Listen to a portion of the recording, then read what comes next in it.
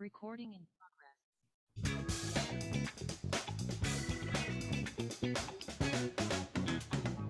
Hey guys, good. Welcome to another episode of the Service Without Excuses podcast, sponsored by Sotellus, sotellus.com/Rob Lyon. That's SOTELLUS.com/Rob Lyon, LYON, to test the best review management software I feel in the market. You want other people's opinions of you to be out there. It's a great generation of our service business in developing new clients and new customers on a regular basis. We love them. We really enjoy a relationship we have with them, and everybody that we've been able to refer to them has been very happy. On that subject, we have a guest on today, Dr. Michael Solomon. Dr. Solomon is the author of the book, The New Chameleons. He is a specialist on why customers buy from us. Now, as service professionals, we all think we have the best equipment, we have the best looking staff, we have the cleanest uniforms, we're polite, and we got a good presentation, we have name tag, ID tags, all that stuff. And probably that has a little bit of influence to it, but I'm pretty sure he's going to explain to us that there's a lot of other things involved in that. So, Dr. Michael, please tell listeners a little bit about yourself, sir. Hey, Rob. Thanks so much for having me on.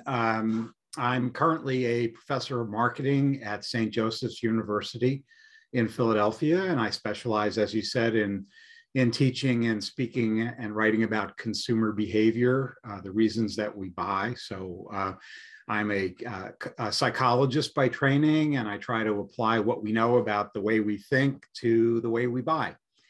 And as you pointed out, there's there's a lot of moving parts to that question. It's not nearly as easy as it first sounds, but it's certainly important for your listeners, I think, to understand what motivates their customers. And as you implied, it's not always what we think it is. It truly is, because we just, again, we have that mindset, and it's different. And I try to explain that, when you purchase goods, and let's say I have a carpet and tile cleaning company, but I need a plumbing contractor, and I have an idea of what they do. Let's just assume for a second I don't. They show up to my house, I got a broken pipe, and they need to come in and fix the pipe, whatever's been caused. I'm at their mercy, and I don't understand. I now have a different perspective. Okay, I need the pipe fixed. I don't know that it has to be to a certain code. It has to be a certain type of pipe. All these things that they're going to educate me on. And that's the variable. So one of the questions I have is, obviously we just talked about, why do customers and clients choose to do business with us? We already established what we think. What do customers and clients really think? Yeah, well, that's the $1 million question. A short answer is that, they're buying a story. They're buying you. They're not just buying your equipment. But having said that, all the things you listed at the top of the show, you said something about you're wearing a nice uniform, and you're, this and that, and all of these different elements. Those are all extremely important. And what's really important is that they be consistent with one another.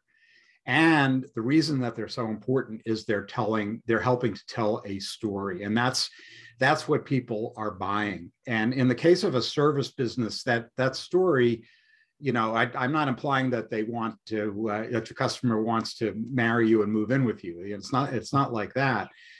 But there's a lot of trust that's involved. And I'm sure you know this a lot better than I do. But, having someone come into your home to do whatever it is they're going to do, it's probably going to be expensive. I'm not going to like it. I may like the result, but I don't like the reason I'm having you in. Maybe I've got a flooded basement or something, whatever it is. I'm not happy necessarily, but you can make me a lot happier than I am now by delivering on the story that you tell. So the worst thing that you can do is to present yourself as a company that makes certain promises, and then you don't keep up with those promises. That's actually worse than not making the promise at all. So when when a plumbing company advertises that they're never going to be more than 10 minutes late, that is great. But if they start to be 15 and 20 minutes late, it's going to be a lot worse than if they had never promised at all. So I've actually studied service businesses for many years. I taught one of the first courses on services marketing. I won't even tell you what year it was, but I'll give you a hint. It wasn't in this century. Um, and what I really emphasize in that course is that, if anything, it's harder to sell a service than it is to sell a product. And why is that? Because when you're buying a product and you're comparing different, cans of deodorant or oranges or whatever it is, there's something tangible there that you might actually be able to literally hold in your hand and do a comparison with competitors. Now, in many service businesses, by definition, what you're doing is intangible. And so, an extremely intangible service would be one like, let's say, hairstyling or some kind of a repair where the customer isn't necessarily seeing everything that you do. And so what we find is that there's kind of a paradox in that the more intangible the service you're delivering, the more important it is to accompany that with tangible evidence of who you are and what you do. So I'll give you an example. Let's take a really intangible business, insurance, right? Life insurance, a lot of sales experts have told me that is the single hardest thing to sell, because no one wants it. It costs a lot of money, and you only get the benefits after you die. So it's not a great deal for you. When you can't hold an insurance, I mean, you can hold the paper policy, but you can't really hold the trust that's involved in a life insurance policy in your hand. And so when you look at the major providers of insurance, you'll notice that just about all of them are relying on a very tangible symbol to let people know who they are. So what do we have? We have the Prudential Rock of Gibraltar. We have the Travelers umbrella. You're in good hands with Allstate. So if you go down the list, you'll see that they're all using some kind of a tangible symbol as a way to compensate for that lack of tangibility. So I encourage your listeners to think about that. If you're in a service business where the customer, for example, may not be physically present, you probably don't want them to be physically present when you're doing the job. They don't necessarily know what it is you're doing. And that means that you have to provide them with as much evidence as possible to reassure them that they're in fact getting what they paid for. And that isn't quite as important with a tangible product. Obviously, there's always a story that we want to tell, but man, for a service business, that is the primary thing you need to do. I'm thinking about this when you talk about a story. I worked for in fact, the largest carpet cleaning company in the United States many, many years ago. You talked about last century, so it's a long time ago. And I ended up moving up the chain from leaving a corporate job for a disaster restoration company, and their location was actually based out of the Philadelphia market. Their main location's in Tennessee, but I worked my way up as just a guy that got on a truck, and everything has a commission base to it. So when you went out there, you got a piece of whatever the job was, but you had to be able to sell something that people understood. So, for instance, you could understand carpet cleaning. You see the clean carpets. You could understand clean tile and grouts, clean tile and grout. One of the harder things to sell was you put a Scotch guard down, a carpet protector, a deodorizer. Well, it smells good, but is the smell doing something underneath it that is actually helping you? It's not just something I can go to Kmart and buy, if you say Walmart and buy just to make it smell good. Is it actually encompassing and delivering value? Is the protector delivering value to your rug? So one of the hardest things was to sell, and I would sell. At one point, I had a $200 ad on average, which means I was selling an awful lot of these extra things. It could be upholstery, it could be tangible stuff, but it's also the intangibles, the stuff you don't see. And to be able to sell that, you had to be able to tell a story and a reason behind it. And I pride myself in saying, listen, if there's no tangible benefit to having this product or service done, if it's a product, it's the Scotch guard. If the service is the extra cleaning. If there's no tangible benefit to it, I can't recommend it. I can't. I'll move on to the next job. It's fine. But I got to make sure. But if I believe in my heart and I believe in my gut that it is a tangible value to you, I will not push, but gently prod somebody in that direction to say, listen, if you're going to hold on to this carpet, you're going to hold on to this rug, you're going to have this much foot traffic, you're going to have renters in, you're going to whatever you're going to have, you need something that is going to add some life expectancy. These things are very expensive and they're going up by the day. And here's the thing, the more they go over time, they're saying these are better products, but they're really not. You've always heard the term things don't last like they used to. Well, they don't. They're not meant to last like they used to. They might have a whole bunch of new features into it, but the Mhm. benefits aren't there long term. What are some of the most common misconceptions that we have when people are looking at us and saying, okay, um, I want to go in, you're going to go in. They call New Jersey's Best, our carpet cleaning company. And I'm on the phone with it and I'm saying, ma'am, to do this job, it costs this much, but this is what we do. We're a family owned business. We've been doing this for many years. I invite you to go look at our reviews online. There are nearly 500 reviews of this small family owned business in New Jersey. um and that's a lot of our things. So I don't want you to take my word for it. I want you to spend as much time as you feel like you have to look through the reviews, to see the stories of others, and just generally think I don't know what I'm talking about, and go there and look at it. And that seems to work very well, but there is that story of what other people say about you and the impact that has upon your service business. Yeah, yeah. Well, first of all, kudos to you for your attitude about that, and not pushing unnecessary stuff on people, making sure it works. What I was saying earlier is that the importance of evidence, leaving some evidence that shows people that think of it like a makeover in a department store. I guess I don't know if they still do it well with COVID. I'm sure they don't do them, but it used to be a woman would go in and they would have kind of before and after, and then she would buy all the stuff they put on her face to make her look beautiful. What they're doing is they're showing her a transformation. They're showing her point A and point B, and that there's a difference between the two. So again, to the extent that you can leave some evidence, and the scent in the carpet is one of those things, right? Where it at least tells you that the service person has been doing something with that carpet. I don't know if it's possible to do something in someone's house where you, let's say, have an untreated piece of carpet and you can, that's out of the way or something, and you can have them look at that and see the difference, to see how that's maybe degrading somehow. I don't know if that's feasible, but It is. offering, photos of or things like that before and after are often very, very compelling to people.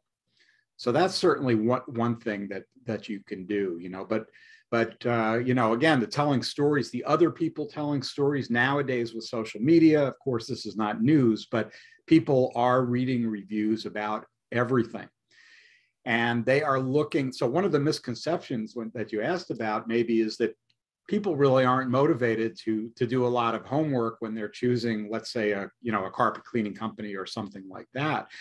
What we're seeing today is that people are working harder than ever. The internet was supposed to make things easy for us, but it's been just the opposite, in the sense that even for very, very mundane or routine purchases, a lot of people are just Googling everything that they can find. And in fact, a good trivia question for you guys is, that we know that Google is the number one search engine in the world. What's the second biggest search engine in the world? And the answer is YouTube. And the reason for that is when people want to know, let's say, how do I find a good carpet cleaner? They're likely to go and look for video about that, because they have learned that just about, for better or worse, and especially younger people, the answers are going to be found on YouTube, and they're going to be found visually, not just in terms of text. So another misconception is that you can reach your customers primarily through the written word. And that is no longer true in many cases. So you might think, for example, about video testimonials. If you think about customer A who's saying, Rob's service is the best thing, it's the best thing since ice cream. But on the one hand, it's just in written form, and on the other, there's a picture of a guy actually saying those exact same words. You can guess which is going to be more compelling to people. So I think a big transition that your listeners need to be aware of, if they're not already, is that we are moving very quickly into a video-dominated marketing environment, where a lot of written words no longer have the value that they used to. I certainly see this with my students.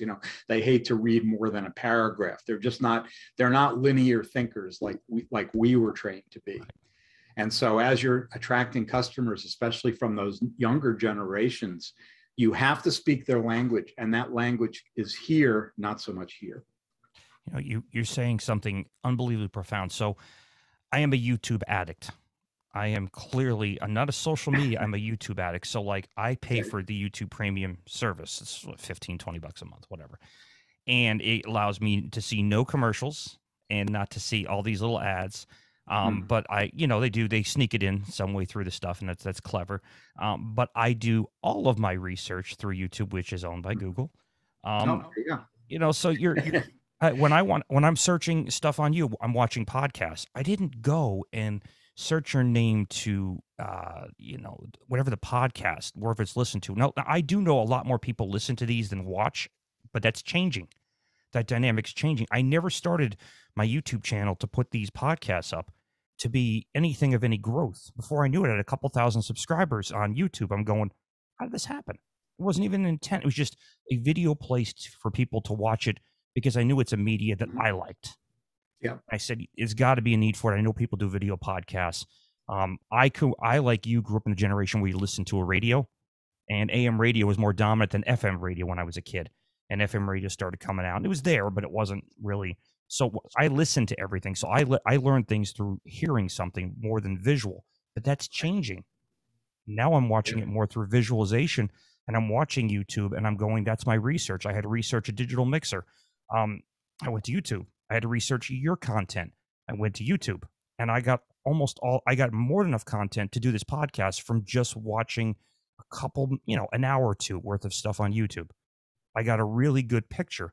So it really does tell the story, because I'm 50 and I'm doing it. So I can imagine what they're doing at their age. That's the next level consumer. So I really think what you said was brilliant there, because that's the way things are going. Instagram. My wife loves TikTok. Now, I'm not a TikToker. My wife is my age. She TikToks all day long. She loves TikToking. At night, she's flipping through the TikTok. I can't do that. I haven't got there yet. I can't do that either. But they love TikTok. Yeah. It's all sorts of video. And Rob, it's depressing. I'll bet if I polled my undergraduates, none of them would know what AM radio is. No. That's a different era, but that's a podcast for another day. Absolutely. But the visual is important, and also brevity is important because younger people think in little bites, right? They're not linear thinkers. They're not thinking, this comes before this, et cetera. They want to get to the point and then move to the next point. So for your listeners or viewers who are thinking that they're going to communicate with people, again, by giving them some, 10-minute overview of their company and everything that they do that's so wonderful, well, you're probably wasting the last 9.5 minutes of that. Very, very true. Very, very true. What is the difference between, it's a question I've had with clients, it's a question I've had with listeners, difference between marketing, well, let me rephrase that. What's different between branding your business and positioning your business? Now, I talked about before we first got on, when people say, well, I want to develop a brand. And I say, well, you heard of Pepsi? Coca-Cola, of course. It's a name brand. They've spent gazillion dollars. If gazillion dollars was an amount, they've spent it in order for everybody pretty much on earth to know who Coca-Cola and Pepsi is, and to know that PepsiCo is actually a much bigger company than Coca-Cola. That's for another day too as well. What's the difference between a service business looking at this and saying, okay, I want to develop a brand for my business. I got a new service business. I maybe have a couple trucks. I got a couple of employees, and taking and owning your market position, or establishing how much of that market position you really want. Yeah, well, that question's a little more complicated than maybe you intended, and maybe it's because you're asking a marketing professor about this. Yes. Yeah. But I would say all things equal that, well, first of all, their branding and positioning are part and parcel of the same process. They're just different stages in the process. Ideally, if you if you don't have a brand at all and you're just starting, really what the first thing you should be doing is the positioning rather than the branding. So let me just to clarify, what do I mean by positioning?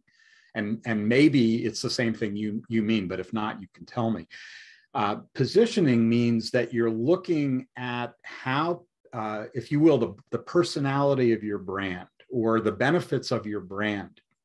And you're looking to identify the competitors who also supply those basic benefits.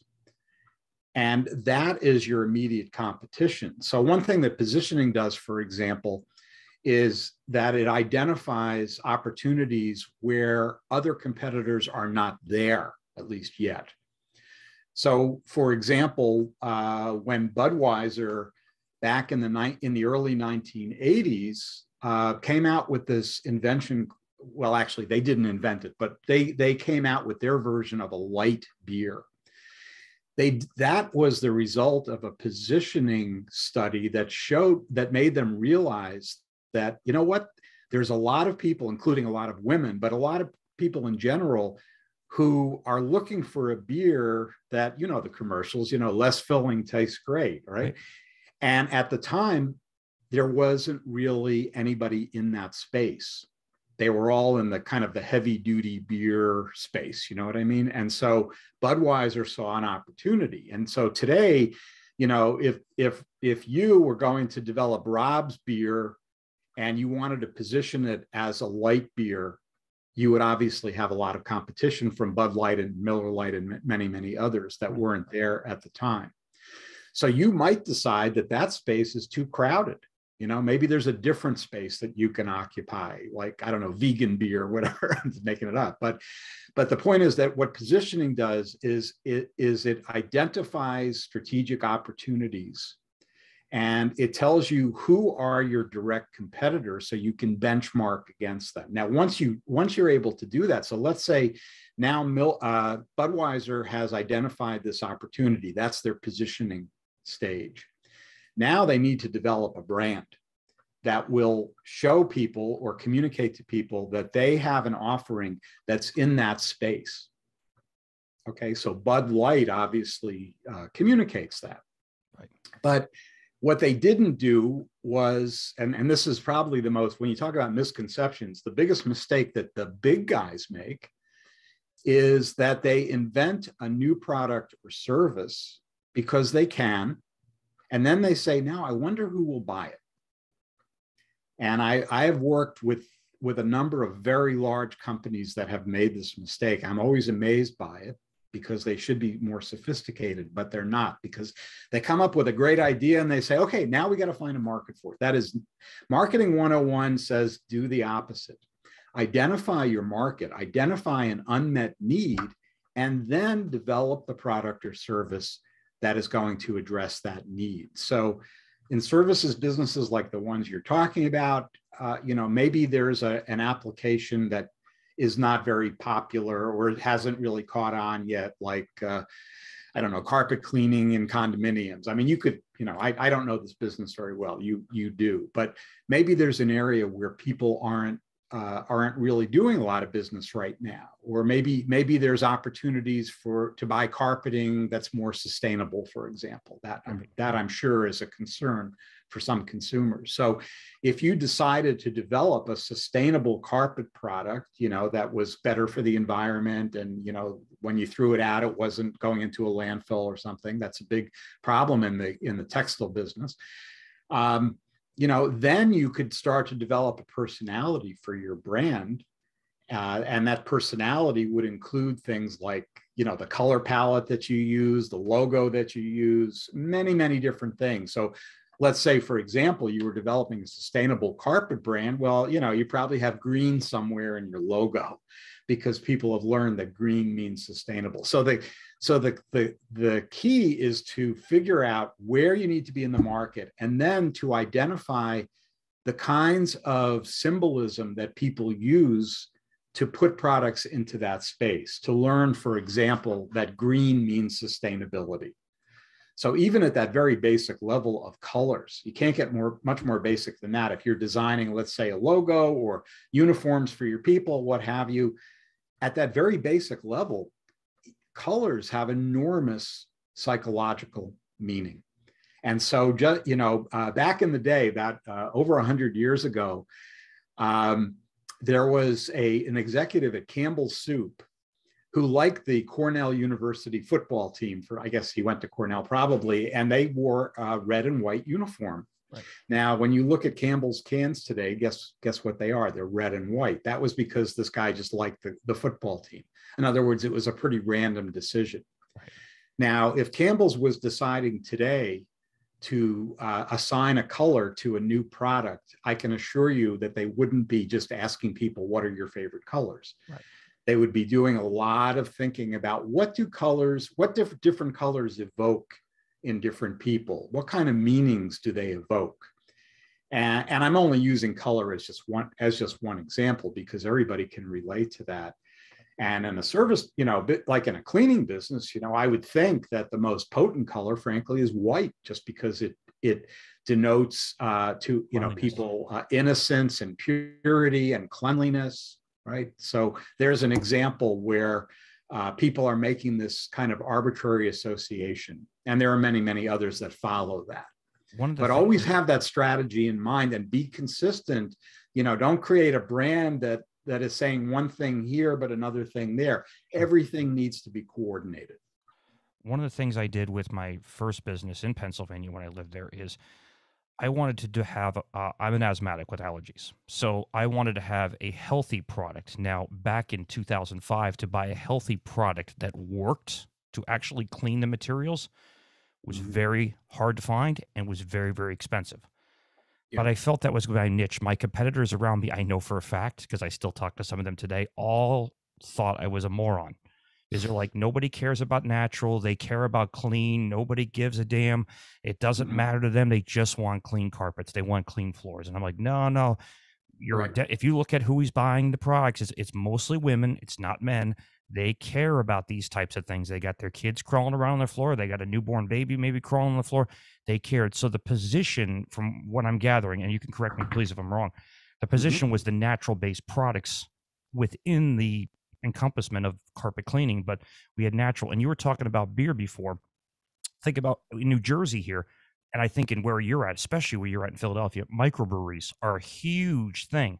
So you go into a microbrewery, you're already paying 25 to 30% more for your beer because it's a microbrewery, and people line up every single day to try a beer they are not familiar with because it came from an artisan. I think that's what they were phrases. And by the way, the big beer manufacturers are calling it the same thing, but a true artisan started as a microbrewery. And that was the niche. And to me, in the brewery world, your niche is your microbrewery. And what defines a well, listen, you got 500 microbreweries and they all claim they do something different, but they're all serving one thing to everybody, beer. Right. But a microbrewery is a great example of a story, right? Because many times it's a story about, I don't know, a couple of brothers who love to make beer in their basement and, they branched out or whatever that story is.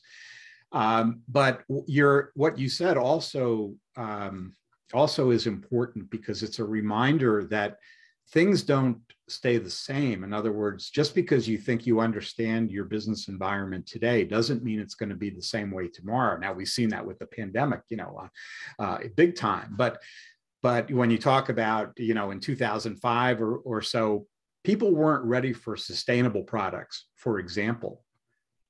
So you wouldn't have had much luck, and especially getting people to pay a premium for that benefit, you wouldn't have had many takers. Now, today, you would have a lot of takers. So one of the other things that's so important to do is to keep monitoring your environment, because people are not always ready for the great products that you have. I was talking about Bud Light. Well, there was actually, and I mentioned that they were not the first. There was actually, I believe it was Gablinger's had a light beer 10 years prior to that in the 70s. It flopped because no one at that time in the 70s was really looking for a light beer. So even though they had this great idea and it met a need, it wasn't a need that was really relevant to people at that time. So when you think about, and I think you're right, with things like plumbing and so on, and especially with all this apprehension about, transferring diseases and things, clearly, hygiene is something that people in your sector are delivering. And remember, you're not selling carpet or carpet cleaning.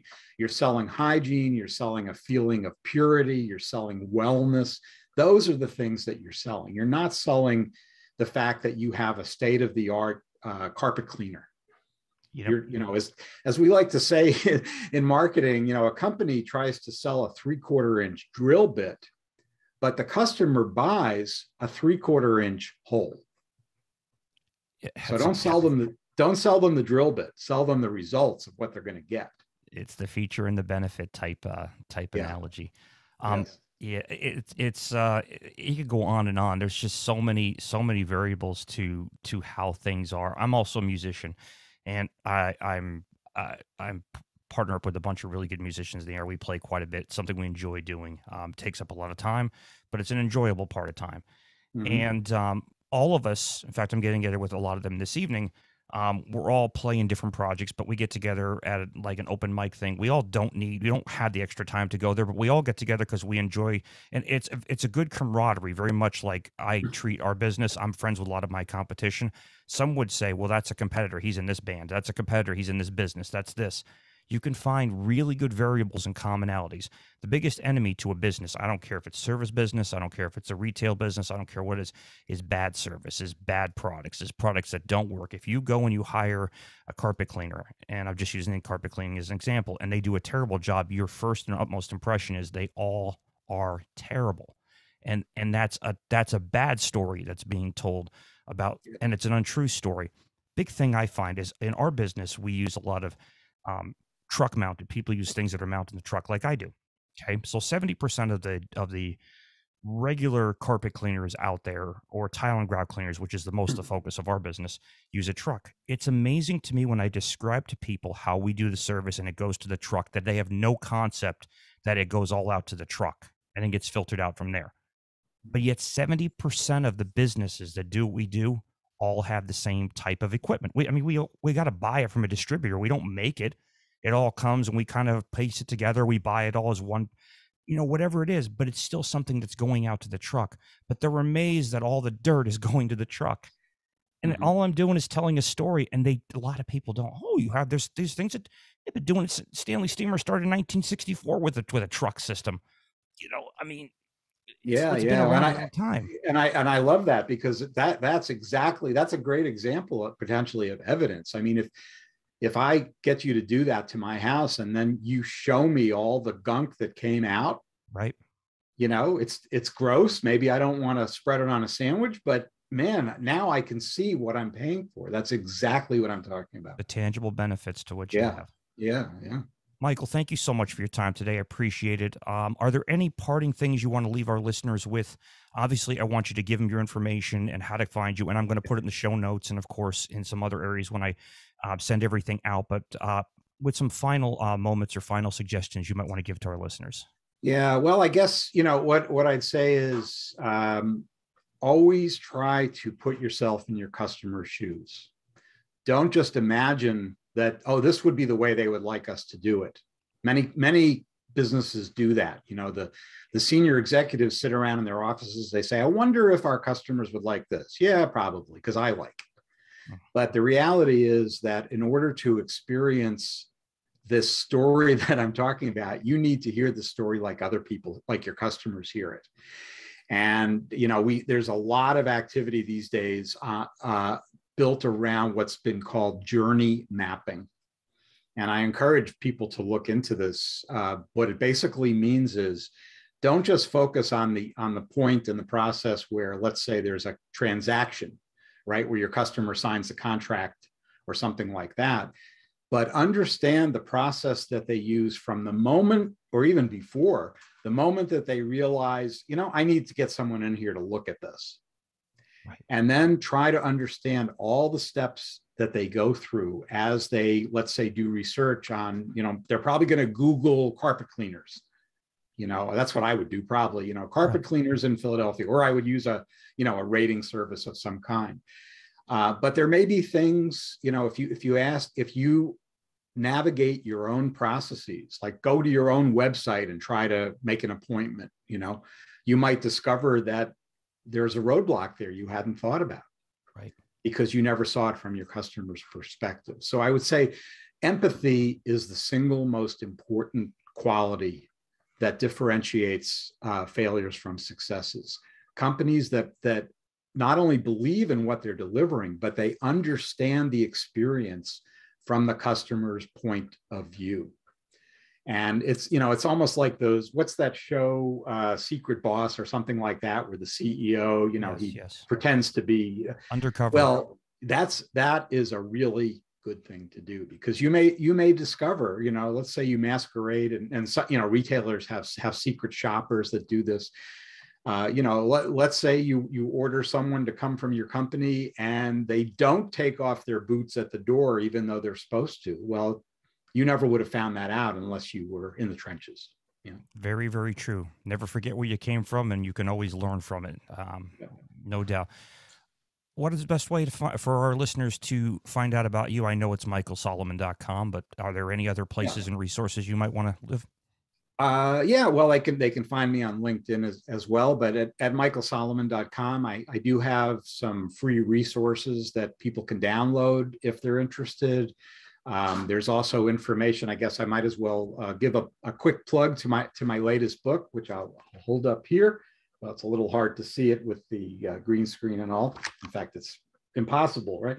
It's called the New Chameleons: How to Connect with Consumers Who Defy Categorization. And really what I'm talking about here is that we're moving from this very kind of broad-based, superficial model of understanding our customers that worked pretty well like in the 50s and 60s, when we only had 3 or 4 television channels and stuff like that. Fast forward to today, people are much more individualistic, and understanding how they relate to brands, including service brands, is really key. And that's what I get into in the book. So all of that is at michaelsolomon.com, and I appreciate it. No problem. And I will make sure I put a link. Is your book, I would take it, is on Amazon. They can probably find it there as well. Yes, it's on Amazon. I'll find a link and I'll make sure I put it in the show notes so people have that, as well as the website. Again, Michael, thank you so much for being here. I really appreciate your insight. It's completely different from any podcast we've had, and we're at 97 of them now. So it's we haven't covered it in 96 before today. So I really appreciate your valuable time, and I know we've had a scheduling problem, so I certainly do apologize for that in the past, but I really value your input today, and I can't thank you enough for being here. Well, it's my pleasure. And, the next time I get my carpets cleaned, I'll think of you. Absolutely. I'll hook you up, man. Thank you. There you go.